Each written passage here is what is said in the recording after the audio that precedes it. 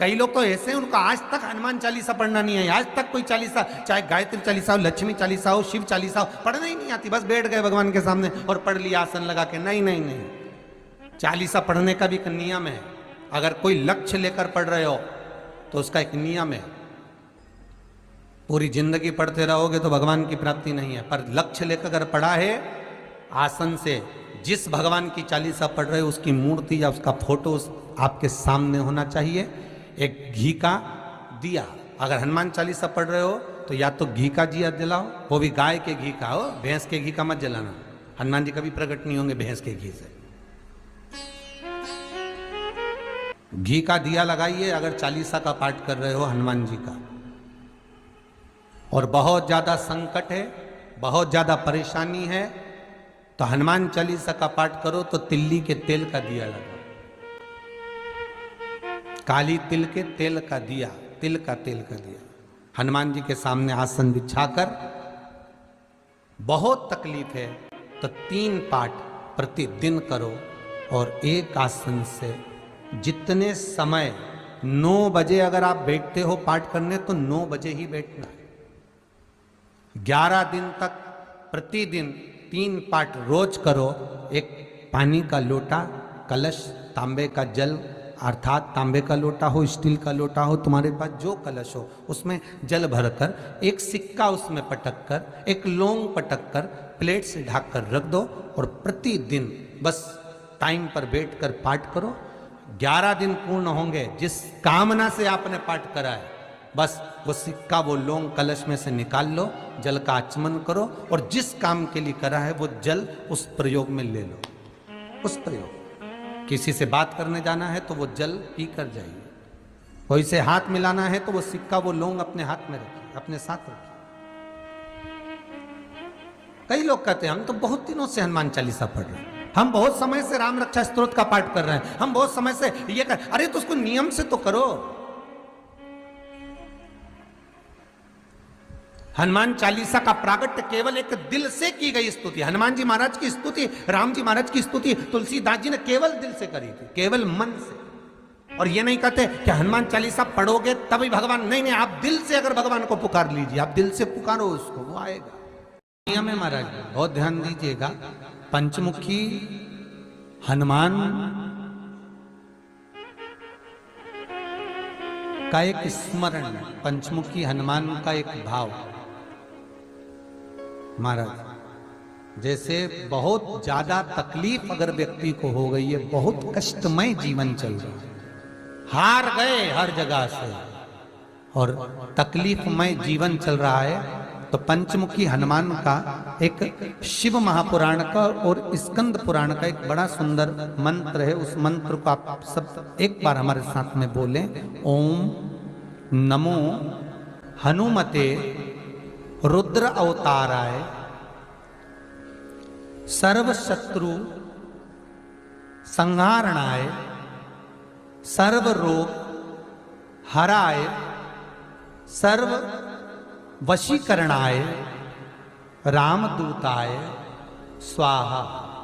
बस इस मंत्र को हाथ में काली तिल लेकर, एक जौ लेकर और गूगल लेकर, थोड़ा सा उसमें गाय का घी डालकर, कंडे को या अग्नि को जलाकर इस मंत्र का 11 बार 21 बार जाप कर कर अपनी कामना कर कर छोड़ दीजिए। कैसा भी रोग हो, बीमारी हो, कष्ट हो, दुख हो, तकलीफ हो, 21 दिन के अंदर वो आनंद आना प्रारंभ कर देता है महाराज। इस मंत्र, स्कंद पुराण का, शिव महापुराण का ये मंत्र मूल पंचमुखी हनुमान सुख देंगे। और एक और चीज याद रखिए महाराज, यदि कोई काम के लिए जा रहे हो, कोई व्यापार के लिए जा रहे हो या नौकरी करने के लिए जा रहे हो और लगी नहीं रही, बहुत तकलीफ पा रहे हो, सर्विस ही नहीं लग रही, बहुत कष्टमय हो गया, तो निवेदन करूंगा 5 पीपल के पत्ते पर बेसन के 5 लड्डू घर में बने हुए, गाय के घी के 5 लड्डू रख लो। उस लड्डू के बीचों बीच एक आटे का दिया और उसमें तिल्ली का तेल डालकर इसी मंत्र का प्रयोग कर कर पंचमुखी हनुमान का किसी भी हनुमान के मंदिर में जाकर, दक्षिण मुखी हनुमान के मंदिर में जाकर उसको रख कर आ जाइए। इसके बाद आप उस काम के लिए जाइए, आपका काम सफल हो जाएगा। आपको किसी को नहीं कहना पड़ेगा कि हाथ जोड़ना नहीं पड़ेंगे, किसी के पांव नहीं पड़ना पड़ेंगे, तुरंत काम होगा। बस इस मंत्र का स्मरण कर कर, पंचमुखी हनुमान का भूतेश्वर जो मंत्र है वो सुख देने वाला, आनंद देने वाला, सहज नहीं महाराज, सुख की खान है, आनंद की राशि में। महाराज आप कोई बहुत बड़ा काम करने जा रहे हो, बहुत बड़ा यज्ञ अनुष्ठान, विवाह शादी आदि फंक्शन करने जा रहे हो, 4 दिन 8 दिन के लिए आप घर से बाहर जा रहे हो और आपको लगता है कि घर में ताला कैसे लगाएं, तो निवेदन है एक तांबे के कलश में जल भर लीजिए और जल भरकर उसमें थोड़ी सी काली तिल डाल दीजिए, भूतेश्वर शिव का नाम लेकर। कौन से शिव का? भूतेश्वर, शमशानवासी भूतेश्वर शिव का नाम लेकर काली तिल डाल दीजिए, कलश को प्लेट से ढक दीजिए, घर के किसी भी भाग में उसको रख दीजिए। उसके बाद आप चले जाए। किसी की सामर्थ्यता नहीं है कि उस घर में कोई पांव रखे, किसी की सामर्थ्यता नहीं है। और अगर कोई भूले से पांव भी रख दिया तो 22 दिन या 21 दिन के अंदर उसको, जैसे लोगों को हवा आती है, बस उसको चक्कर आना चालू हो, बाल खोल खोल के घुमा मिलेगा। शास्त्र प्रमाण करता है हमारा भूतेश्वर शिव। ये कलश जो होता है ना, जल का जो पात्र होता है, ये साधारण नहीं होता, सहज नहीं होता महाराज। जैसे आज आपने मेरी लाज रखी, रक्षा करी और किसी को आने नहीं दिया, विनती स्वीकार करना। आपका जल पात्र भूतेश्वर के नाम से काली तिल से जहां रखा जाए उस ग्रह में कोई प्रवेश ना कर पाए। शिव जी ने वचन दे दिया, मेरी चंडियां 64 योगनियां, डाकनी, पिशाचनी, चुड़ैल और भूत इस कलश के विराजमान होते ही सर्वस्व फैल जाते हैं, फिर अंदर कोई नहीं आ सकता, भीतर प्रवेश नहीं हो सकता। लगे तो उन्होंने हनुमान जी से कहा कि तुम क्या चाहते हो? हनुमान जी बोले मेरे को जाना है, क्योंकि जहां राम वहां हनुमान। हनुमान जी जब कहने लगे कि मेरे को जाना है, तो राम जी महाराज बोले नहीं नहीं हनुमान, तुझे सबसे ज्यादा प्रिय क्या है? तो कह राम। तो हनुमान तू कह रहा है सबसे ज्यादा प्रिय है राम, प्रिय है, तो एक बार जिस समय देवऋषि नारद का अपमान हुआ, विश्वामित्र बाबा का अपमान हुआ, उस समय पर एक राजा ने जब अपमान करा तो तूने उसको राम नाम लिखकर एक जगह पर बिठा दिया और कहा कि तू राम नाम जपते रहे। उसने राम नाम जपा। तब हनुमान याद कर, मेरे सम्मुख में तू खड़ा था और युद्ध होने वाला था, तो तूने क्या कहा था? प्रभु आप इसको मार नहीं सकते क्योंकि ये आपका नाम ले रहा है। राम से बड़ा होता है राम का नाम, आप इसे मार नहीं सकते। तब आपने ये संवाद कहा था, हनुमान बता तेरी प्रियता क्या है? हनुमान जी कहते हैं प्रभु आपने मुझे जगा दिया, क्योंकि मुझे श्राप ही ये मिला था कि तू जागेगा किसी के जगाने पर, आपने मुझे जगा दिया, इसलिए है नाथ अब मैं जाना नहीं चाहता, सत्संग करना चाहता।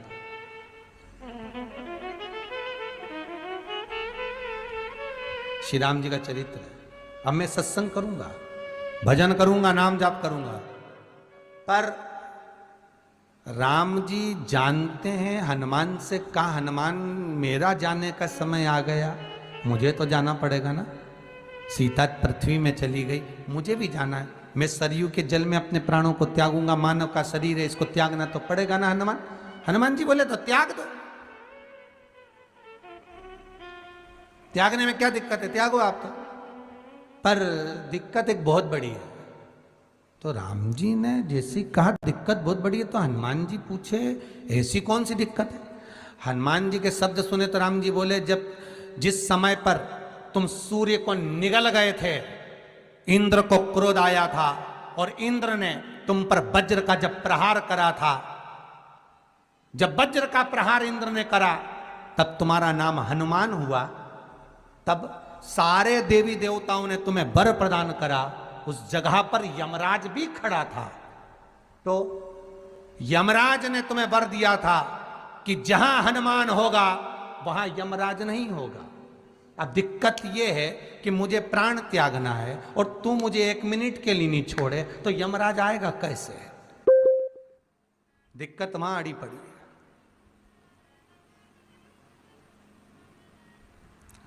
हनुमान जी मुस्कुरा के बोले राम जी महाराज से, प्रभु मैं आपके बिना रह नहीं सकता। तो राम जी बोले, मैं भी जानता हूं कि तू मेरे बिना नहीं रह सकता, पर एक काम तो कर सकता है ना। क्या? मैं अगर कोई काम बताऊंगा तो तू करेगा कि नहीं करेगा? हनुमान जी बोले, आपका काम और मैं ना करूं, ऐसा कभी हुआ है? जरूर करूंगा। ठीक है। बस अब राम जी महाराज ने सोच लिया कि हनुमान को जाने से पहले काम पर लगाना।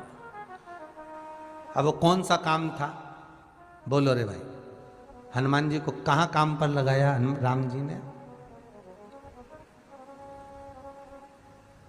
किस जगह पर काम पर लगाया? अरे सभी ने रामचरितमानस सुनी है, खूब सुनी, जल्दी बताओ। राम जी महाराज ने प्राण त्यागते समय, सरयू जी में प्राणों को देते समय राम जी ने हनुमान जी को किस काम में लगाया था कि राम जी ने अपने हाथ की एक मुद्रिका जिस पे राम लिखा हुआ था, वो मुद्रिका एक अयोध्या की एक सरंग में जमीन में डाल दिया और हनुमान से कहा जरा ढूंढ के लेके आ, मैं अभी घूम कर आया। और हनुमान जी तलातल रसातल भूमि के नीचे पताल में चले गए उस मुद्रिका को ढूंढने के लिए जिस पे राम लिखा है। और हनुमान जी पूछते भी जा रहे, राम कहाँ है? राम की मुद्रिका पड़ी थी, राम की अंगूठी है। अब राम का ही सत्संग करते करते जा रहे और राम जी चले गए सरयू, क्योंकि हनुमान अगर होगा तो यमराज नहीं आ सकता। हनुमान को यहां से हटाना पड़ेगा तब यमराज लेने के लिए आ सकता, तब यम आए। और क्योंकि यम अपने नियम को धारण करेगा, चाहे कृष्ण हो चाहे राम।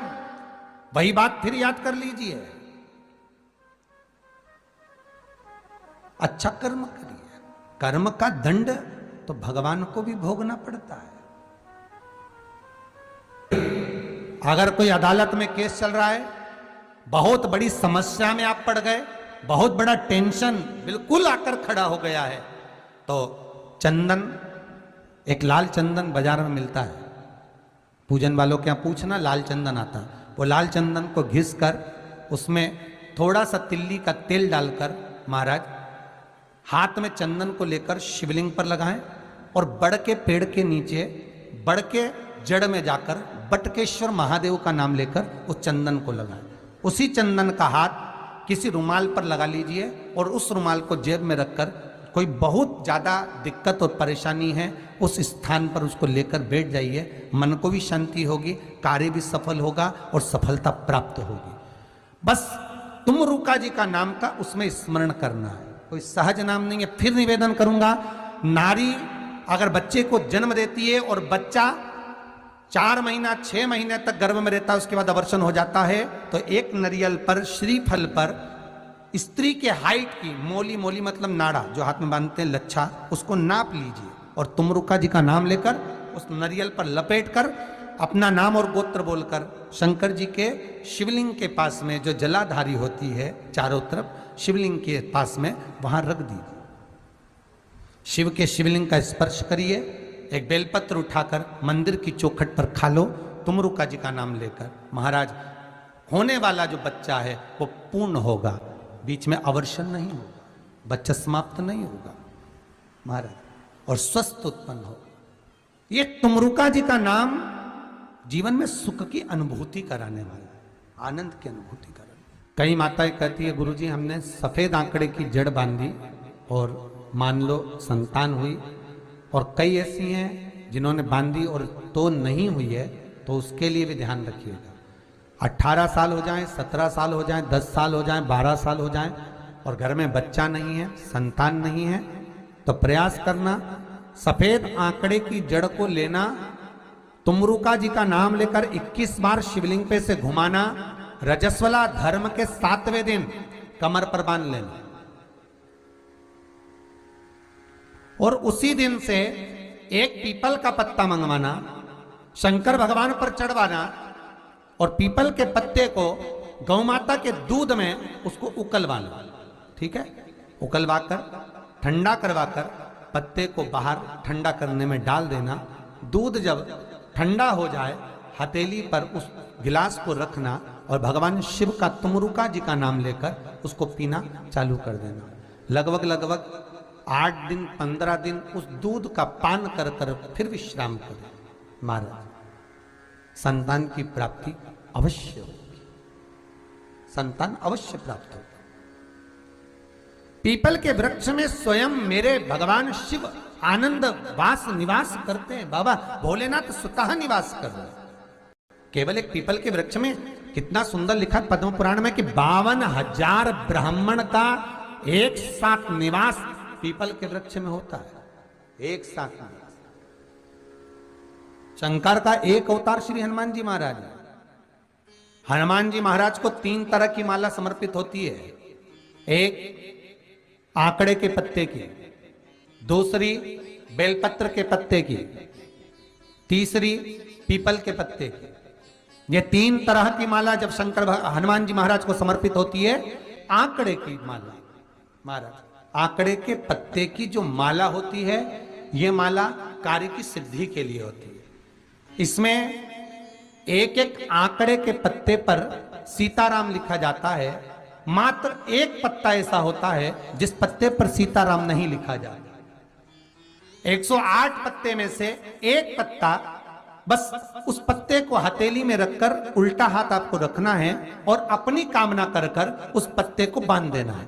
ये जरूरी नहीं है कि 25 के बाद बांधो, 50 के बाद बांधो या 100 के बाद बांधो, आपकी मर्जी पड़े। उस खाली पत्ते को कहीं पर भी बांध दीजिए और उस माला को अपनी कामना कर कर श्री हनुमान जी महाराज को समर्पित कर दीजिए। माला जब हनुमान जी को चढ़ जाए तब एक घी का और एक तेल का दिया हनुमान जी के सम्मुख में लंबी बाती का लगा देना है महाराज। एक घी का एक तेल, और अपनी कामना कर कर आप आ जाइए। आपकी वो कामना 2.5 महीना या 3 महीना, इससे ज्यादा नहीं जाएगा, वो कामना बाबा पूरी करेगा। क्योंकि शिव और हनुमान ये सब एक ही स्वरूप है। अगर व्यक्ति के जीवन में बहुत भारी रोग हो गया है, बहुत ज्यादा कष्ट हो गया है, कैंसर जैसी बीमारी भी अगर उसको घेर ली है और किडनी लीवर सब बेकार हो गया, तो निवेदन है पीपल के पत्ते की माला बनवाओ 108 पत्ते की, और हनुमान चालीसा का हर पत्ते पर स्मरण करिए महाराज।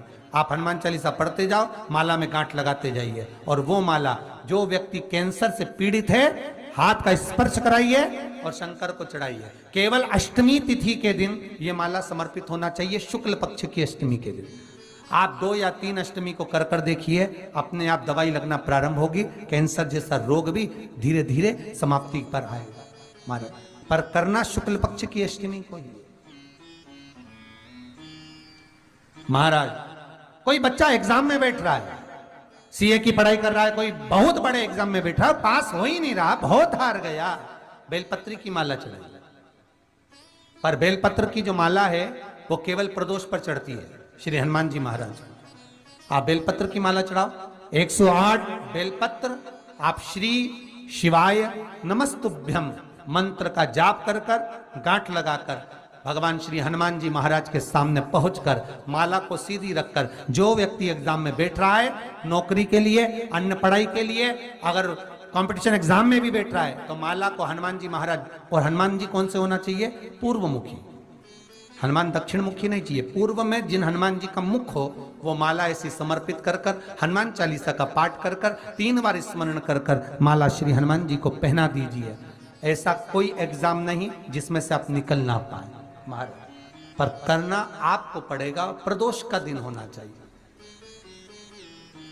प्रदोष के दिन भगवान, और प्रयास जहां तक हो सके प्रदोष काल में अगर चढ़ाएंगे तो ज्यादा फलदायी रहेगा। रतिमान, मतिमान, कैतुमान, रतिमान, ऐसे हनुमान जी के 5 भाई और तो 6 भाइयों का जन्म हुआ है। 6 भाई भगवान का भी कम नहीं देता, अधिक ना। और आज भी नियम है महाराज, जिसकी फैक्ट्री नहीं चलती हो, प्रॉपर्टी की आप खरीदारी बेचादारी करते हो, प्रॉपर्टी से जुड़ा हुआ काम करते हो, या लोहे से जुड़ा हुआ करते हो या फैक्ट्री आदि का कर्म करते हो, कोई मैन्युफैक्चरिंग करते हो, वो नहीं चल रहा, तो हनुमान जी के उल्टे पांव का सिंदूर लीजिए और हनुमान जी के दूसरे नंबर के भाई गतिमान का नाम लीजिए। किसका नाम लेना है? गतिमान।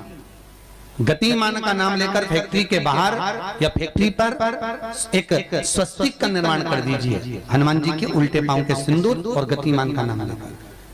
कभी आपकी फैक्ट्री कोई काम नहीं निकालेगी, उन्नति की ओर ही निकल जाएगी, कभी घाटे की ओर नहीं जाएगी। गतिमान का नाम,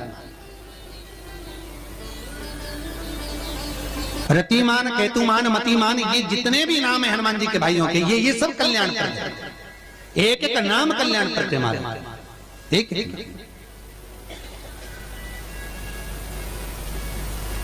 महाराज वो जिन बच्चों को निमोनिया हो जाता है ना, वो सर्दी का कोटा रहता है, बहुत सर्दी बच्चों को बनी रहती है, तो हर दिन 5-10 दिन में वापस दौड़ के डॉक्टर के पास लेके जाओ, फिर डॉक्टर के पास ले। वैसे तो डॉक्टर के पास बच्चे आजकल के जमाने के जाते ही जाते हैं, हर 15 दिन 20 दिन में। तो इसके पीछे वो चले जाएं। एक हास्य व्यंग में हमसे पूछा किसी ने, महाराज जी आज के बच्चे बार बार हॉस्पिटल डॉक्टर क्यों जाते हैं? तो हमने कहा देखो भैया, बच्चा जहाँ जन्म लेता है उनसे प्रेम ज्यादा होता है। पहले नानी के घर में पैदा होता था, इसलिए नानी के घर ज्यादा जाता था। दादी के घर में ज्यादा पैदा होता था, इसलिए दादी के घर ज्यादा जाता था। आज के बच्चे हॉस्पिटल में ज्यादा पैदा होते हैं, इसलिए हॉस्पिटल ज्यादा घूमने जाते हैं। ये हास्य। पर यदि बच्चे को सर्दी ज्यादा होती है, निमोनिया ज्यादा होता हो, ठंडा का कोटा ज्यादा रहता हो, तो पीपल के 5 पत्ते महाराज उस पर घृत लगाकर हनुमान जी के तीसरे नंबर के भाई व्रतिमान का नाम लेकर, व्रतिमान का नाम लेकर बच्चे की छाती पर एक वस्त्र से उसको बांध दीजिए, रात्रि भर बंधे रहने दीजिए महाराज। और बांधना कौन से दिन है? 12 तिथि को, बस एक बार बांधना, उसके बाद सर्दी का कोटा नहीं रहता महाराज, बच्चा स्वस्थ अपने आने में। व्रतिमान हनुमान जी महाराज के जितने भी भाई हैं, सबका आनंद सुख चरणारविंद का सुख देने वाला भगवान श्री हनुमान जी महाराज चैत्र की पूर्णिमा के दिन प्रकट होते हैं। महाराज पवन तनय संकट हरन मंगल मूरत रूप, राम लखन सीता सहित हृदय बसौ सुर। श्री हनुमान जी महाराज का प्रागट्य होता है, चारों तरफ सुख ही समाहित हो जाता है, आनंद ही आनंद स्थापित हो जाता है चारों। अब दोनों में अंतर देखिए। हनुमान जी की जब स्तुति गाई जाती है तो बोला जाता है विद्यावान गुणी अति चातुर। फिर से बोलो एक बार लाइन से, विद्यावान गुणी अति चातुर। हनुमान जी विद्यावान थे और लंका का राजा रावण विद्वान था। क्या था? जम के बोलो विद्वान। ये विद्यावान, वो विद्वान। तो एक प्रश्न सामने खड़ा होता है कि विद्यावान और विद्वान में क्या अंतर है? हनुमान जी विद्यावान गुणी अति चातुर, रावण विद्वान, तो दोनों में अंतर क्या है? विद्वान ये भी विद्वत्ता से विद्वत्ता, वो भी पढ़ा लिखा, ये भी पढ़ा लिखा। अष्ट सिद्धि नवनिधि उनके पास में, इसके पास। तो फिर अंतर क्या है? तो शिव महापुराण की कथा कहती है, जिस व्यक्ति को पढ़ कर विद्या अर्जन कर खूब पढ़ाई करते करते करते करते करते करते अच्छा पद जब मिल जाता है और उसको जब अहंकार आ जाता है तो वो विद्वान हो जाता है। और जिसको पढ़ कर खूब अच्छी सिंहासन भी मिल गया, उसके बाद भी उसका चित्त वृत्ति नम्र होता चले जाता है, तो वो विद्यावान हो गया। विद्वान में अहंकार है, विद्यावान में नम्रता है। बहुत ध्यान देना हमारा। कई लोगों को पढ़े लिखे थे अप टू डेट बन के हमारे बराबर कोई अहंकार आ गया, मतलब तुम विद्वान हो, बहुत विद्वान हो, मना नहीं है, तुम्हारे में विद्वत्ता की कमी नहीं है, सारे वेद पुराण शास्त्र सब तुम्हारे में भरे हुए हैं, सारी पढ़ाई लिखाई तुमने भरी हुई है, तुम बहुत विद्वान हो। पर विद्वत्ता अहंकार को लेकर जाती है और विद्यावान का जो विद्या को ग्रहण करता है उसके भीतर नम्रता आती चली जाती है। नम्रता, कोई कोई व्यक्ति ऐसा होता है जिसके पास भगवान पैसा खूब देता है तो उसको नम्रता देता है, खूब नम्रता, इतना प्रेम से बोलेगा, इतना मीठा बोलेगा, और बोलो साहब और मेरे लिए कोई सेवा हो तो बता दो, और बोलिए साहब, इतनी नम्रता। और किसी किसी के पास में अहंकार इतना ज्यादा आ जाता है धन के साथ में कि वो किसी को गिनते ही नहीं, बिल्कुल ऐसा लगे जैसे भेरू पे सिंदूर चढ़ा, एकदम कड़ गिनते। तो दोनों में अंतर है, दोनों। नम्रता अगर आपके भीतर पढ़ाई लिखाई के साथ में, विद्या के साथ में आ रही है तो समझ मत। कितना सुंदर कहा रामकृष्ण परमहंस जी ने। रामकृष्ण परमहंस जी से स्वामी विवेकानंद जी ने पूछा, आपकी निगाह में खूब पढ़ा लिखा व्यक्ति कैसा होता है? रामकृष्ण परमहंस कहने लगे, जीरो। कैसा होता है? शून्य। स्वामी विवेकानंद ने फिर रामकृष्ण परमहंस से पूछा, आपकी दृष्टि में बहुत पढ़ा लिखा, बहुत पैसे वाला धनपति व्यक्ति कैसा होता है? रामकृष्ण परमहंस जी ने कहा, डबल शून्य, डबल जीरो। स्वामी विवेकानंद जी ने फिर पूछा रामकृष्ण परमहंस जी से, गुरुदेव आपकी दृष्टि में पढ़ा लिखा व्यक्ति, बहुत धनपति, सब ज्ञान में निपुण, वो व्यक्ति कैसा होता है? रामकृष्ण परमहंस ने कहा, ट्रिपल जीरो, 3 शून्य। स्वामी विवेकानंद ने कहा, गुरुजी अगर ये सब शून्य की गिनती में आ गए तो कीमत किसकी होगी? रामकृष्ण परमहंस जी ने कहा, सारे ज्ञान प्राप्त करने के बाद जो झुकना नहीं जानता, नम्रता नहीं जानता, वो जीरो के बराबर ही होता है। और जिसके पास में धन भी है, विद्या भी है, सारी निपुणता है, और जिसके भीतर नम्रता बनी हुई है, उसके आगे एक लगा दिया जाए तो वो करोड़ों की गिनती में हो जाता है। उसके आगे एक का।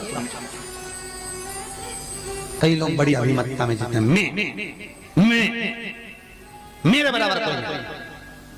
और जो मैं करके मर जाता है, अगला जन्म बकरा बकरी का हो जाता है, मैं करता फिरता है। छुपकली और बकरा बकरी दोनों पहचान जाओ, बहुत परिचित है। तुम्हारे दरवाजे पर भी कोई बकरा बकरी दिखे तो समझ लेना तुम्हारा रिश्तेदार आया है।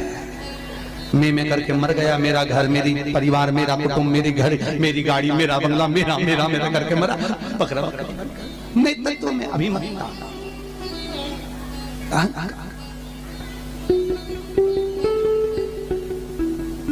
गुरु नानक देव जी महाराज का शब्द याद करो, कुछ भी मेरा नहीं है, सब कुछ तेरा, सब कुछ तेरा। इसलिए बोले सो निहाल, सब कुछ तेरा, हमारा कुछ है,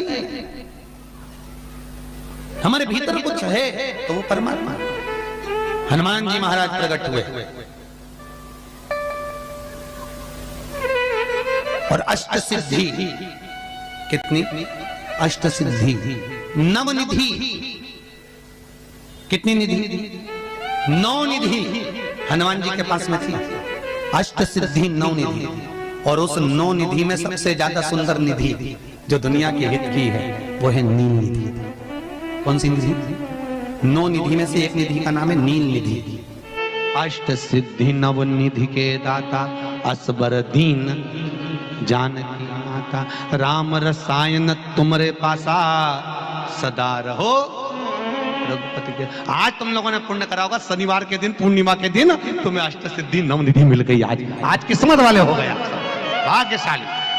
अष्ट सिद्धियां नवनिधियां प्राप्त हो गई। गाते गाते पूरी जिंदगी हो गई थी, रोज हनुमान चालीसा पढ़ते थे, रोज बोलते थे अष्ट सिद्धि नवनिधि गिराता। अष्ट सिद्धि थी कौन सी, नवनिधि थी कौन सी? बच्चे पूछे तो बता तो सकते हो कि अष्ट सिद्धि ये है, नवनिधि ये है, और किस किस चीज का क्या क्या लाभ है। अष्ट सिद्धि मालूम है? अरे जल्दी बोलो, नहीं मालूम? लिखना चालू करो बाकी। अष्ट सिद्धियां, पहली अणिमा, दूसरी महिमा, तीसरी गरिमा। अष्ट सिद्धियों में पहली अणिमा, दूसरी महिमा, तीसरी गरिमा। ये हनुमान जी महाराज की जो अष्ट सिद्धियां हैं, इन सिद्धियों के लिए आपको ज्ञात होना चाहिए, हनुमान जी महाराज के जब घर में तुम रोज हनुमान चालीसा का पाठ करती हो, आज एक दिन हो गया, कल दूसरा दिन हो गया, तीसरा दिन हो गया, कैलेंडर में जो पंचांग कैलेंडर हो, उस कैलेंडर में एक निशान बनाकर रखो कि आपके 108 जब पाठ पूरे हो जाएं, तब 108 बाती आप हनुमान जी महाराज की इन अष्ट सिद्धियों के नाम से लगा दी। जिंदगी में आपका कभी बाल बांका नहीं हो सकता और आपकी उन्नति को कोई रोक नहीं सकता, यह पक्का है। अष्ट सिद्धियां, नवनिधियां, 108 जब हनुमान चालीसा के पाठ हो जाए। और कभी कभी व्यक्ति के जीवन में ऐसा भी होता है कि भाई उसको बहुत तकलीफ आ जाती है कि मेरी दुकान नहीं चल रही, व्यापार नहीं चल रहा, मेरे साथ अच्छा नहीं हो रहा, मेरे को तकलीफ आ गई, शनि बढ़ गया, ये हो गया, ढैया हो गया, 7.5 हो गया, बड़ा तकलीफ, कहीं गिर रहा, कहीं पड़ रहा, तो उस व्यक्ति को 108 पाठ एक साथ कर लेना चाहिए। आज बैठा सुबह से शाम तक 108 पाठ करके और फिर ये अष्ट सिद्धियों की बाती लगा दे। पर अष्ट सिद्धियों की जो बाती लगती है घृत में है, घी घृत, अष्ट सिद्धि, तो ये बाती, तो पहली अणिमा सिद्धि, दूसरी महिमा, तीसरी गरिमा, चौथी लघिमा, चौथी लघिमा, पांचवी प्राप्ति, पांचवी क्या है? प्राप्ति। छठी प्राकंभ, छठी है प्राकंभ। सातवीं है ईर्षत्व, ईर्षत्व, और आठवीं है वशिष्व, आठवीं है वशिष्व। ये हनुमान जी महाराज की 8 सिद्धियां और 9 निधियां।